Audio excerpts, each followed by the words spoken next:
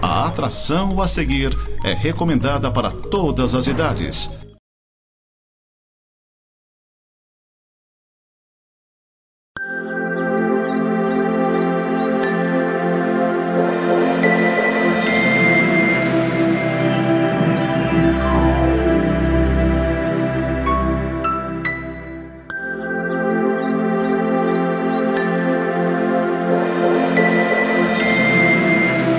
Olá, queridos, mais uma vez com o nosso programa Semeando para a Vida Eterna. Nós agradecemos a Deus por essa oportunidade, agradecemos aos nossos patrocinadores também aí o investimento para a propagação da Palavra de Deus, a Clínica Vida Nossa, muito especialmente ali o Dr. Fernando Geber, a doutora Vanessa Geber. Temos aí então os serviços de odontologia e de exames de ultrassonografia. Então nós vamos pedir a Deus que esteja nos abençoando na meditação da palavra dele sobre a revitalização do temor a Deus hoje. Então nós vamos buscar entender na palavra de Deus, buscar orientação na palavra de Deus para a revitalização do entendimento do temor a Deus. Vamos orar? Querido Pai, nós te agradecemos, ó Deus, pela oportunidade maravilhosa que o Senhor nos dá de meditarmos a Tua Palavra, Deus, que é fonte de vida, fonte de alegria, fonte de salvação. Nós te agradecemos, ó Deus, por esse momento, pedimos a Tua bênção, que essa palavra chegue nos lares, chegue, ó Deus, àqueles que precisam, traga conforto, paz e, sobretudo, a salvação do Senhor Jesus Cristo. Em nome de Jesus, Teu Filho, é que oramos. Amém, Senhor Deus. Amém. Pois é, nós estamos aí com essas notícias que nos alarmam, né, sobre o coronavírus, e realmente é para preocupar. Causam mortes, estão acontecendo mortes ao redor do mundo, mas o texto que nós vamos meditar hoje fala sobre um grande problema que a humanidade tem, que nós temos, que nós vivemos, muitos em maior proporção, outros nem tanto, que é a nossa soberba. Né? Às vezes nós achamos que nós somos maiores até do que Deus, que nós podemos fazer qualquer coisa. Realmente, Deus nos dotou, primeiro, Ele nos criou com a sua imagem e semelhança, né? De acordo com a sua imagem e semelhança. E com isso vem as potencialidades, né? Nós, realmente, seres humanos, podemos muita coisa, podemos fazer, realizar coisas incríveis, né? Coisas que realmente são estupendas, extraordinárias. Mas nós temos que nos render também a essa criação, a esse Criador. Nós somos criaturas, né? E nos rendemos ao Deus Criador é um dos desafios que nós temos, de não acharmos que nós somos os todo-poderoso, né? Nós somos aqueles que podem tudo. Deus sim pode tudo. E Ele nos dotou com certas capacidades, mas nós precisamos reconhecer em Deus o nosso Criador, o nosso Redentor e prestar a Ele todo o nosso culto, né? A glória a Ele. Eu trago aqui hoje a meditação, então, no livro do profeta Daniel, uma história muito interessante, uma história de um rei que, na época dele, era o rei mais poderoso da nação, da Babilônia, é o rei Nabucodonosor, né? Então, esse rei, ele, nas suas conquistas das guerras, uma das nações que ele conquista é a nação de Israel. Ele invade Jerusalém, invade Israel, leva o povo cativo para a Babilônia, né? E isso também era um plano de Deus para o povo de Israel, como uma forma de disciplina, como uma forma de cumprir a sua palavra, como uma forma de misericórdia com o povo de Israel. E esse rei, Nabucodonosor, quando leva cativo o povo de Israel, leva algumas pessoas, e Daniel, o profeta Daniel, é uma dessas pessoas que é levado a cativo, muito jovem, é separado, ele era considerado nobreza em Israel, né? Alguém da elite, alguém bem instruído, e uma das táticas do rei Nabucodonosor era essa. Ele dizia que a nobreza, os melhores, os que se destacavam, eles eram para ser trazidos para servirem a ele e também ele obter informações sobre as nações que ele ocupava e se servir desses trabalhos desses jovens que tinham esse potencial todo. E o profeta Daniel, se você já tem familiaridade com a palavra de Deus, a história dele é muito bonita, né? Porque ele é um jovem já usado por Deus para revelações de sonhos. Ele dá interpretação de sonhos ao rei Nabucodonosor. Deus usa de uma forma extraordinária para livrar a vida de Daniel também, pela sua fidelidade a Deus, né? Então temos o episódio mais conhecido de Daniel na cova dos leões, que ele foi jogado numa cova dos leões, passou toda uma noite lá, mas ele foi livre da boca dos leões por um anjo de Deus. Tem também o episódio da fornalha, que ele foi jogado numa fornalha para morrer queimado junto com os seus amigos, mas também não aconteceu nada com ele. Então, muitas coisas extraordinárias acontecem com Daniel. E ele registra muita coisa no seu livro, né, do profeta Daniel. E uma das coisas que ele faz questão de registrar é uma carta, é um decreto que o rei Nabucodonosor faz a todas as nações, né? Então ele coloca na íntegra essa carta e eu gostaria só de fazer aqui uma menção a introdução dessa carta, né? Como é que o Nabucodonosor escreve essa carta? Ele diz assim: o rei Nabucodonosor a todos os povos, nações e homens de todas as línguas que habitam em toda a terra, paz vos seja multiplicada.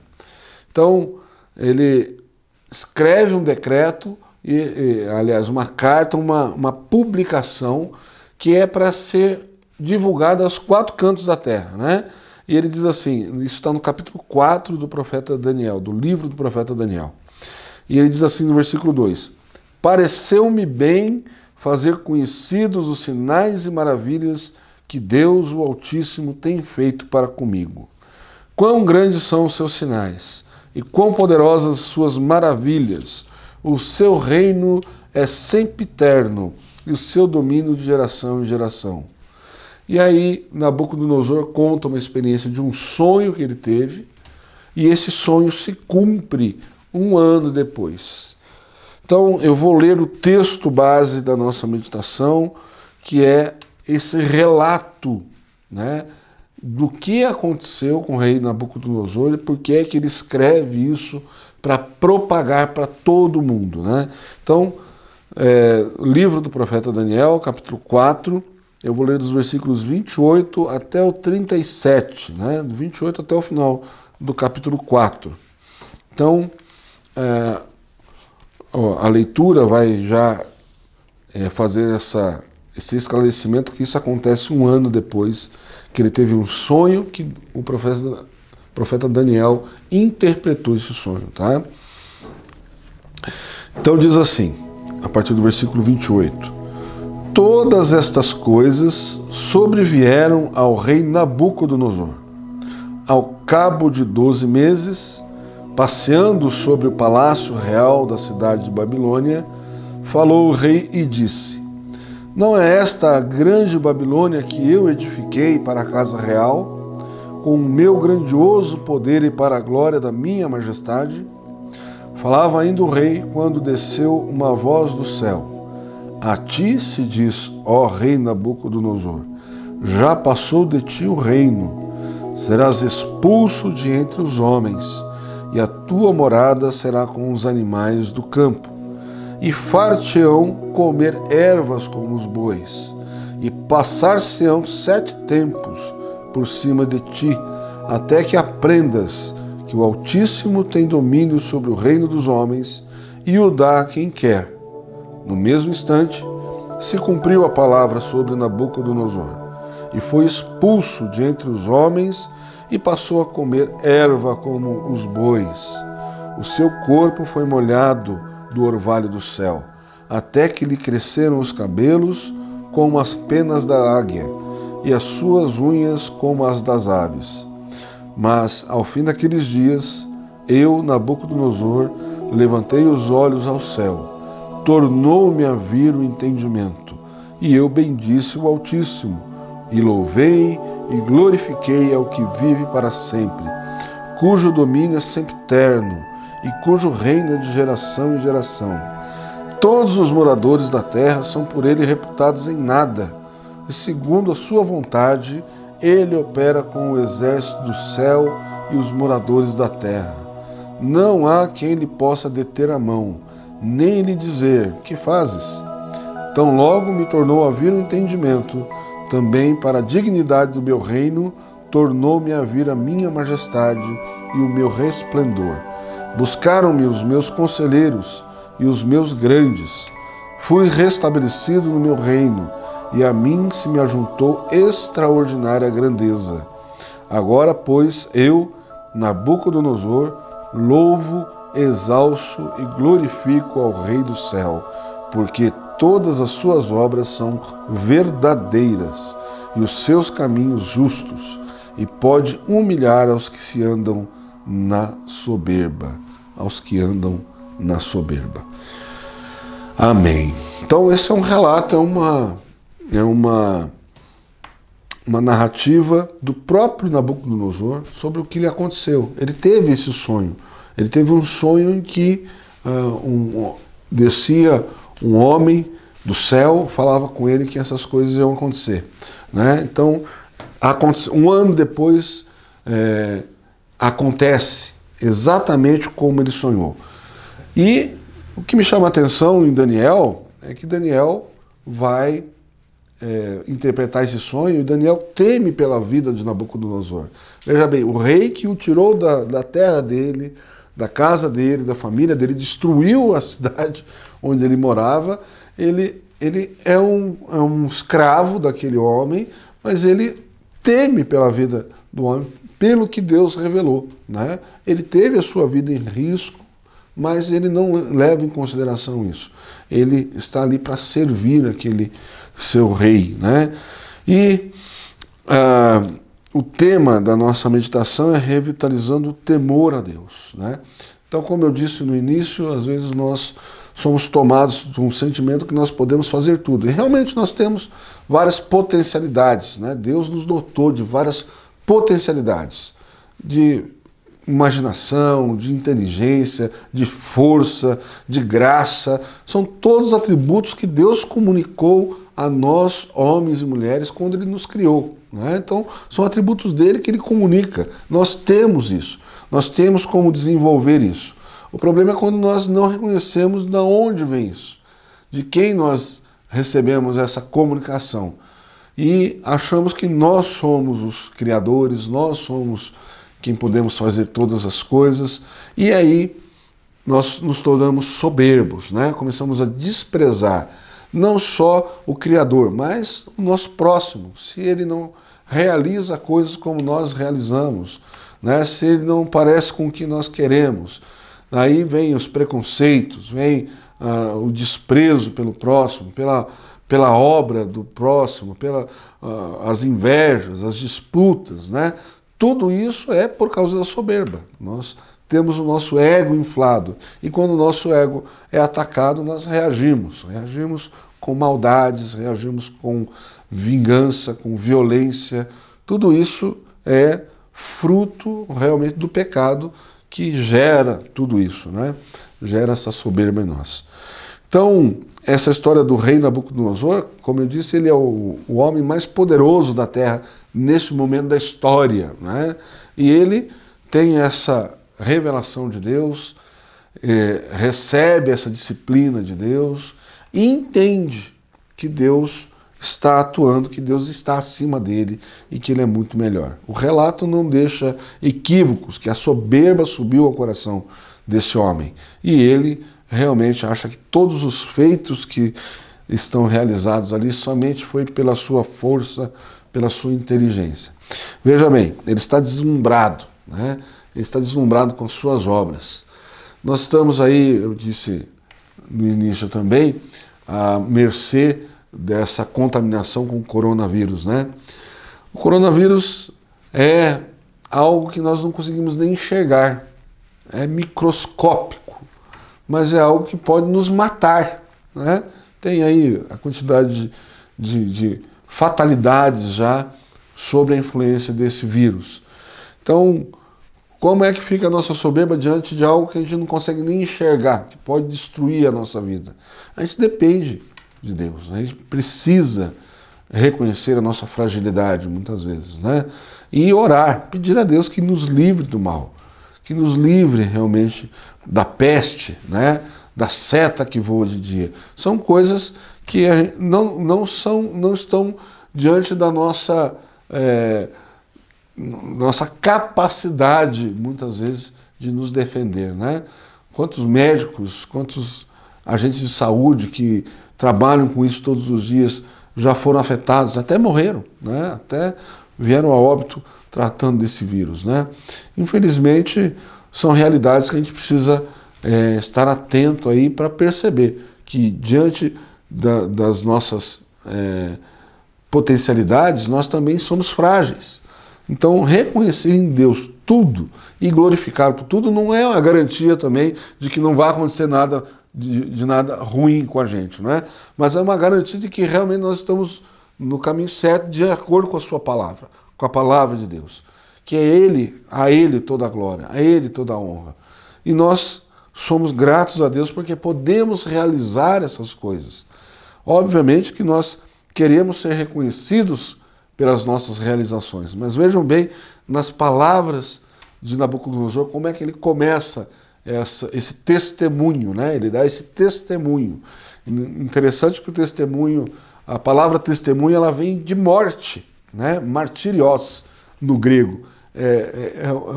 Aquilo que ele está falando que ele era, que não é mais. Agora ele está testemunhando que Deus é maior que ele. Então aquele Nabucodonosor que chegou o momento e falou assim: olha quantas obras eu realizei, a majestade do meu reino, tudo pela minha força. Aquele homem não existe mais, aquele homem morreu. Então o testemunho de um novo homem é que Deus é que estabelece reis, Deus é que tira reis, Ele está acima de tudo, tudo está sob o seu controle. E muitas vezes isso nos irrita, porque nós temos que nos humilhar diante da poderosa mão de Deus, não é? Então, hoje nós temos que realmente reconhecer isso, enfatizar isso, ensinar isso, porque muitas vezes nós entramos em discussões, entramos em bate-bocas, entramos em guerras por causa da nossa soberba. Queremos sempre estar certos, queremos que o nosso ponto de vista prevaleça. Nós estamos deslumbrados, muitas vezes com o nosso conhecimento, com o nosso pouco conhecimento, né? Eu lembro quando eu entrei no primeiro ano do seminário, né? E o nosso seminário lá em Campinas, São Paulo, é um seminário centenário já, né? Ele foi fundado em 1888, e quando um seminarista chega no primeiro ano, ele começa a descobrir algumas informações, ele fica deslumbrado, né? Fica deslumbrado com tanta informação, e a gente chega até a corrigir professores, a corrigir presbíteros em igrejas. Eu lembro de uma certa feita, estava com um amigo meu na casa de um presbítero, né, de uma igreja que esse meu amigo trabalhava, e ele citou um versículo e nós corrigimos esse presbítero, porque aquele versículo não queria dizer aquilo no grego, né? Teria um outro sentido. E o presbítero, com muita delicadeza e muita paciência, não nos retrucou, mas esse presbítero ele é simplesmente o encarregado, é o diretor, coordenador do curso de pós-graduação da maior instituição de ensino, que é o Mackenzie, que nós temos hoje, o OTIR, né? Então, é uma experiência de primeiro-anista, né, que recebe um pouquinho de informação e acha que tem muita informação, né? Então, com relação à ciência também, tem uma frase famosa aí, né, um dos que é reconhecidamente o pai da ciência, aí, né, o Newton, né, diz que um pouco de conhecimento científico o afastou de Deus, né? Mas muito conhecimento científico o aproximou de Deus. Então, às vezes, nós temos poucas informações, achamos que somos muita coisa, com essa pouca informação, com esse pouco conhecimento, mas Deus realmente está muito acima disso. Depois desse deslumbramento, ele ficou desnorteado. O castigo de Deus para Nabucodonosor, para mostrar que é ele que está no comando, ele ficou 7 anos vivendo como um animal na floresta, comendo capim, sendo molhado pelo orvalho, com os seus cabelos, as suas unhas, né, os pelos do seu corpo, todos sem cuidados, desgranhados, né, como chama. Né? Então ele viveu como um bicho durante 7 anos. E durante esses 7 anos, o governo a sua majestade, vamos dizer assim, o seu reino, não se perdeu para outra pessoa. Ele ficou 7 anos sem entendimento, mas os seus líderes tocaram o reino enquanto isso. Né? Não precisou dele para estar lá, para manter o reino. Tanto é que quando ele recupera o entendimento, está tudo lá, ele recupera a majestade do seu reino. Né? Então, Deus mostrou que enquanto ele estava lá, de 4, comendo capim, Deus preservou tudo aquilo que ele supostamente achou que conquistou, que ele estava à frente. Né? Então, foi uma humilhação, porque ele estava desnorteado naquele tempo todo. Ele não sabia o que estava fazendo, mas Deus preservou a sua majestade, a sua glória. E, finalmente, queridos, o versículo 34 vai dizer assim: mas ao fim daqueles dias, eu, Nabucodonosor, levantei os olhos ao céu, tornou-me a vir o entendimento, e eu bendisse o Altíssimo, e louvei e glorifiquei ao que vive para sempre, cujo domínio é sempre eterno, e cujo reino é de geração em geração.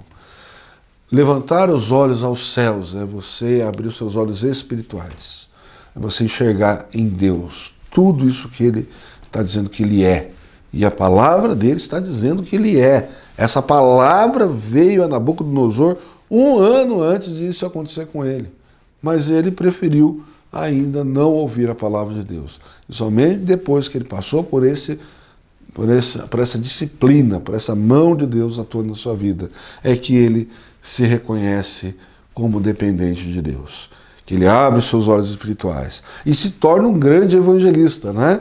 Como eu li aqui no capítulo 4, ele está escrevendo isso para que seja divulgada para toda a terra, para nações e homens de todas as línguas que habitam em toda a terra. Essa comunicação que ele faz, dessa grandeza de Deus, dessa majestade de Deus, do como Deus agiu com essa graça extraordinária para ele. Nabucodonosor.